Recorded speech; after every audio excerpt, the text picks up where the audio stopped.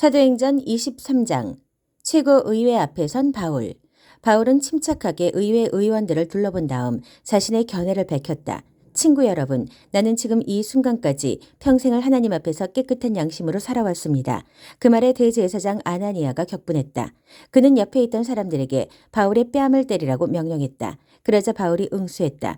하나님께서 당신을 치실 것이요 이 위선자여, 율법대로 나를 심판한다고 거기 앉아 있으면서 율법을 어기고 나를 치라고 명하는 것입니까? 측근들이 괘씸하게 생각했다. 어떻게 내가 하나님의 대제사장께 함부로 말하느냐? 바울이 놀란 듯이 행동했다. 그가 대제사장인 줄 내가 어찌 알 수 있었겠습니까? 그는 대제사장답게 처신하지 않았습니다. 여러분 말이 맞습니다. 성경에도 백성의 통치자를 욕하지 말라고 했습니다. 미안합니다. 의회의 일부는 사두개인으로 일부는 바리새인으로 구성되었다. 그 둘이 얼마나 미워하는지 알고 있던 바울은 그들의 적대감을 이용하기로 했다. 형제 여러분, 나는 대대로 바리새인 집안에서 태어난 충실한 바리새인입니다. 내가 이 법정에 끌려온 것도 바리새인으로서의 내 신념인 죽은 사람들의 소망과 부활을 믿었기 때문입니다. 그가 이렇게 말하자 의회는 바리새인과 사두개인으로 완전히 갈라져서 뜨거운 논쟁을 벌였다. 사두개인들은 부활이나 천사, 심지어 영의 존재도 부인하는 사람들이었다. 그들은 눈에 보이지 않으면 믿지 않았다. 그러나 바리새인들은 그 모두를 믿었다. 그러다 보니 큰 언쟁이 벌어진 것이다. 그때 바리새인 쪽에 종교학자 몇 사람이 언성을 높이면서 반대편 사두개인들의 말문을 막았다. 우리는 이 사람에게서 아무 잘못 찾지 못하겠소. 만일 어떤 영이나 천사가 이 사람에게 말한 것이라면 어찌하겠소. 행여 우리가 하나님을 대적해 싸우는 것이라면 어찌할 셈이요. 불에 기름을 끼얹는 격이었다. 언쟁이 달아올라 너무 과격해지자 지휘관은 행여 그들이 바울의 사지를 찢어 죽이지 않을까 두려웠다. 그는 병사들에게 바울을 거기서 빼내어 병영 안으로 다시 호송에 가라고 명령했다. 바울을 해치려는 음모. 그날 밤 주님께서 바울에게 나타나셨다. 괜찮다. 다 잘 될 것이다. 지금까지 너는 여기 예루살렘에서 나의 훌륭한 증인이었다. 이제 너는 로마에서 내 증인이 될 것이다. 이튿날 유대인들이 바울을 해치려고 음모를 꾸몄다. 그들은 그를 죽이기 전에는 먹지도 않고 마시지도 않기로 엄숙히 맹세했다. 40명이 넘는 자들이 이 살인 동맹에 맹세하는 의식을 갖고 대제사장과 종교 지도자들을 찾아갔다. 우리는 바울을 죽이기 전에는 아무것도 먹지도 않고 마시지도 않기로 엄숙히 맹세했습니다. 다만 여러분의 도움이 필요합니다. 의회에서 제목을 더 자세히 조사하려고 하니 바울을 다시 보내달라고 주의관에게 요청하십시오. 나머지는 우리가 알아서 하겠습니다. 그가 여러분 근처에 오기도 전에 우리가 죽여버리겠습니다. 여러분은 그 일에 휘말리지 않도록 하겠습니다. 바울의 외조카가 그들이 매복을 모의하는 이야기를 엿듣고 즉시 병영으로 가서 바울에게 이 사실을 알렸다. 바울은 백부장 하나를 불러서 말했다. 이 청년을 지휘관에게 데려가 주십시오. 그가 중요하게 드릴 말씀이 있습니다. 백부장이 그를 지휘관에게 데리고 가서 말했다. 죄수 바울이 이 청년을 지휘관님께 데려가 달라고 했습니다. 긴히 드릴 말씀이 있다고 합니다. 지휘관이 그의 팔을 잡고 한쪽으로 데려갔다. 무슨 일이냐? 나한테 할 말이 무엇이냐? 바울의 외조카가 말했다. 유대인들이 바울을 해치려고 음모를 꾸몄습니다. 그들은 그의 제목을 더 자세히 조사해 보겠다는 구실로 아침 일찍 바울을 의회로 보내달라고 주의관님께 부탁할 것입니다. 하지만 그것은 바울을 당신의 보호에서 빼돌려 살해하려는 속임수입니다. 지금 40명도 넘는 사람들이 숨어서 바울을 기다리고 있습니다. 그들은 바울을 죽이기 전에는 먹지도 않고 마시지도 않기로 맹세했습니다. 그들은 이미 매복을 끝내고 이제 지휘관님께서 그를 보내기만 기다리고 있습니다. 지휘관은 이 일을 아무한테도 입 밖에 내지 마라 하고 주의를 주어 그를 돌려보냈다. 지휘관은 백부장 둘을 불렀다. 가이사르로 떠날 병사 200명을 준비시켜라. 기병 70명과 보병 200명도 함께 오늘 밤 9시까지 행군할 준비를 해두어라. 바울과 그의 소지품을 실을 노새도 2마리 필요할 것이다. 이 사람을 벨릭스 총독에게 무사히 넘겨야겠다. 그리고 그는 이렇게 편지를 썼다. 글라우디오 루시아가 벨릭스 총독 각하께 안녕하십니까. 이 사람은 내가 유대인 무리에게서 구해낸 자입니다. 그들이 그를 잡아서 죽이려고 할 때 그가 로마 시민인 것을 알게 되었습니다. 그래서 병사들을 보냈습니다. 그가 무슨 잘못을 저질렀는지 알고 싶어 그를 그들의 의회 앞에 세웠습니다. 알고 보니 자기들끼리 종교적인 문제로 이견이 있어 말다툼이 격화되었을 뿐 범죄와는 전혀 거리가 멀었습니다. 그러던 차에 유대인들이 그를 살해하려는 음모를 꾸민 것을 알게 되었습니다. 나는 그의 안전을 위해 그를 여기서 급히 빼내는 것이 좋겠다고 판단했습니다. 그래서 그를 각하께 보냅니다. 그를 고발한 무리에게도 이제 그가 각하의 관할하에 있다고 알리겠습니다.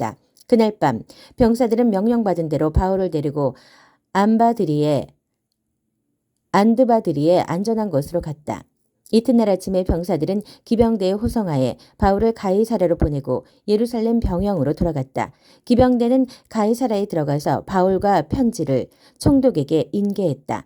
편지를 다 읽은 총독은 바울에게 어느 지역 출신인지를 물었고 길리기아라는 답을 들었다. 총독은 바울에게 그대를 고발하는 사람들이 오면 그대의 사건을 처리하겠소 하고 말했다. 총독은 바울을 헤롯 왕의 공관에 가두어 두라고 명령했다. 사도행전 24장 자신을 변호하는 바울. 닷새 후에 대제사장 아나니아가 지도자 대표단과 함께 법정 변호인 더둘로를 데리고 도착했다. 그들은 총독에게 바울을 고발하는 소송을 제기했다. 바울이 법정 앞에 불려나오자 더둘로가 기소 발언을 했다. 벨릭스 각하의 지혜롭고 너그러운 통치에 우리는 언제 어디서나 감사할 따름입니다.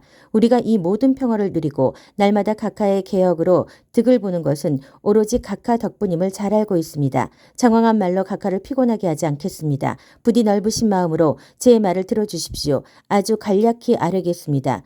우리는 이 사람이 평화를 어지럽히고 온 세상에 있는 유대인들을 상대로 폭동을 선동하는 것을 여러 번 보았습니다. 그는 나사렛파라고 하는 선동적 분파의 주모자입니다. 그야말로 암적인 존재라 할 수 있습니다. 우리는 그가 우리의 거룩한 성전을 더럽히려고 하는 것을 목격하고는 그를 체포했습니다. 직접 신문에 보시면 이 모든 고발 내용을 확인하실 수 있을 것입니다. 유대인들도 이 말에 합세했다. 직접 들어보십시오. 맞는 말입니다. 총독이 몸짓으로 바울에게 이제 그의 차례가 되었음을 알렸다. 바울이 말했다. 총독 각하, 지난 여러 해 동안 총독께서 얼마나 공정하게 우리를 재판하셨는지 압니다. 그래서 나는 총독님 앞에서 나 자신을 변호하게 된 것을 다행으로 여깁니다. 나는 본국에 돌아온 지 겨우 이틀 되었습니다. 날짜 관계는 쉽게 확인하실 수 있습니다. 나는 오순절에 예루살렘에서 예배를 드리기 위해 일부러 왔고 도착한 이후로는 줄곧 내 일에만 충실했습니다. 내가 성전에서 논쟁을 벌이거나 거리에서 무리를 선동하는 것을 보았다고 말할 수 있는 사람은 아무도 없습니다. 저들의 고발 내용 중에 증거나 증인으로 입증할 수 있는 것은 단 하나도 없습니다. 그러나 내가 이것 하나는 기꺼이 인정합니다. 저들이 막다른 길이라고 비방하는 이 도에 유념하여 나는 우리 조상이 섬기고 예배한 바로 그 하나님을 섬기고 예배하며 우리의 성경에 기록된 것을 전부 받아들입니다. 또한 나는 하나님께서 선한 사람이든 악한 사람이든 죽은 사람들을 다시 살리실 것이라고 소망하고 기대하며 살고 있다는 것도 인정합니다. 만일 이것이 죄가 된다면 나를 고발한 사람들도 나 못지않게 유죄입니다. 나는 모든 일에 하나님과 내 이웃들 앞에 깨끗한 양심을 지키려고 최선을 다해왔습니다.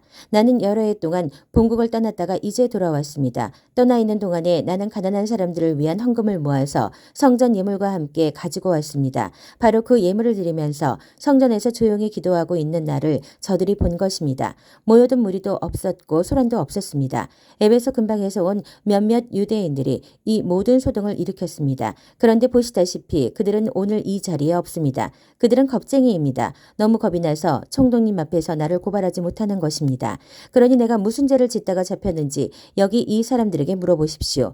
말재주가 뛰어난 더둘로 뒤에 숨지 말라고 하십시오. 저들이 나에 대해 내세울 수 있는 것은 내가 의회에서 외친 내가 이 법정에 끌려온 것은 내가 부활을 믿기 때문입니다. 라는 이 한 문장뿐입니다. 총독께서는 이 말이 형사사건의 근거가 된다고 보십니까? 벨릭스는 주저했다. 그는 보기보다 이 도에 대해 훨씬 많이 알고 있어서 바로 그 자리에서 사건을 종결지을 수도 있었다. 그러나 정치적으로 가장 좋은 수가 무엇인지 확신하지 못해 시간을 끌었다.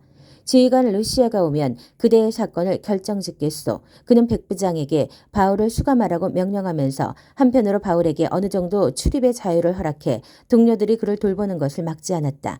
며칠 후에 벨릭스와 그의 유대인 아내 드루실라가 바울을 불러다가 예수 그리스도를 믿는 삶에 대해 이야기를 들었다. 바울이 하나님과 그분의 사람들과의 바른 관계, 도덕적으로 훈련된 삶, 다가올 심판을 계속 강조하자 벨릭스는 마음이 너무 조여오는 것 같아 불편해서 글을 내보냈다. 오늘은 됐소. 시간이 있을 때 다시 부르겠소. 그는 바울이 자기에게 거액의 뇌물을 바치기를 은근히 바라고 있었다. 그 후에도 이런 대화가 자주 되풀이되었다. 그렇게 2년이 지난 후에 벨릭스 후임으로 보르기오 베스토가 그 자리에 부임했다. 벨릭스는 유대인들의 환심을 사려고 정의를 무시한 채 바울을 감옥에 내버려 두었다.